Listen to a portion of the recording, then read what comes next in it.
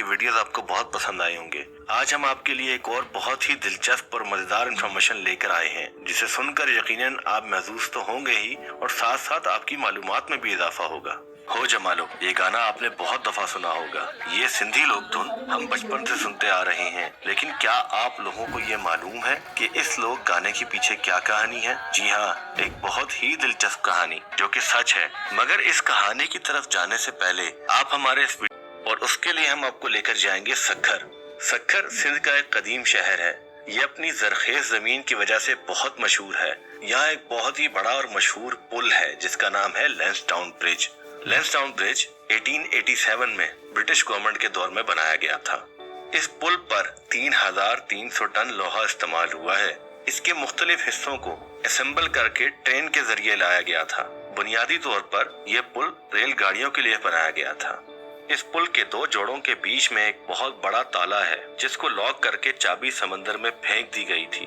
अगर इस ताले को खोल दिया जाए तो पुल बआसानी डिसअसेंबल हो जाएगा। जब ये पुल बन गया तो अब परेशानी ये थी कि इसको टेस्ट कैसे किया जाए, क्योंकि इसके नीचे से इंतहाई गहराई में दरिया सिंध ठाठे मारता गुजर रहा है और ऊपर से 6000 से 18000 टन वजनी ट्रेन ने गुजरना था। कोई माहिर ट्रेन ड्राइवर भी इस पुल पर से ट्रेन गुजारने को तैयार नहीं हो रहा था। ब्रिटिश गवर्नमेंट को काफी परेशानी हो रही थी कि इस पुल को टेस्ट कैसे करें। काफी सोच विचार के बाद उनकी नजर फांसी के एक कैदी गुलाम रसूल जमालो पर पड़ी तो उन्होंने एक हैरान कुन फैसला किया। गुलाम रसूल जमालो साहब को 2 महीने बड़ी मेहनत से ट्रेनिंग दी गई और उन्हें ट्रेन चलाना खूब अच्छी तरह सिखा दिया गया। अब वो दिन भी आ गया जिस दिन टेस्ट के तौर पर पुल पर से ट्रेन गुजारनी थी। ले जी, फिर गुलाम रसूल जमालो साहब ट्रेन लेकर चल पड़े। पुल के नीचे ठाठे मारता दरिया सिंध और लोहे के नए पुल पर जमालो साहब अपनी ट्रेन लेकर चल पड़े। सब लोग सांस रोके ट्रेन को इस नए पुल पर से गुजरता देख रहे थे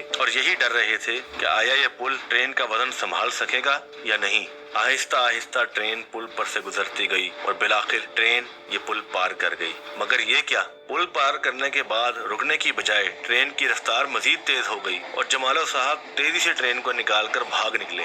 जितनी देर में फौजी हरकत में आते ट्रेन बहुत दूर जा चुकी थी। तेज रफ्तार गाड़ियों का जमाना तो था नहीं कि कोई ट्रेन को जा पकड़ता या कोई हेलीकॉप्टर पर जाकर ट्रेन को रोक लेता। गुलाम रसूल जमालो बहुत दूर तक ट्रेन ले जाने में कामयाब हो गए। कहीं हैदराबाद के करीब जाकर जब ट्रेन का कोयला खत्म हुआ तो जमालो साहब ट्रेन छोड़कर फरार हो गए। लेकिन वो कहते हैं ना कि बकरे की माँ कब तक खैर मनाएगी। बिलाखिर एक दिन वो साहब पकड़े गए, उनको हैदराबाद जेल में मुंतकिल कर दिया गया। फिर एक दिन उन्हें वायसराय वक्त के सामने पेश कर दिया गया जिसके सामने सारी रौदात बयान की गई।